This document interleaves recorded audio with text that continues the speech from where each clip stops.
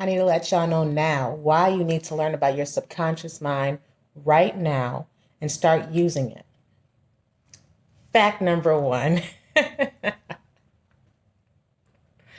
These Disney stories, these fairy tales that we tell our children that we say will spark their imagination are playing with us. They are playing with us from the start as children when you're nothing but the subconscious mind. Software basically being ran through you is a subconscious mind only. We are learning, we are picking up from everything that there is to know about the world, everything that is your world, everything that you're seeing, hearing, and being.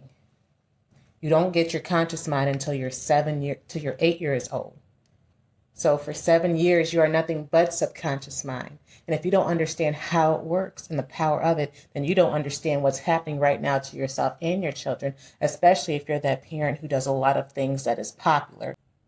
One main reason why knowing what your subconscious mind is and how to use it is beneficial is because something as simple as Snow White and the Seven Dwarfs has done you such a disservice that you are not aware of if you do not understand the power of your subconscious mind.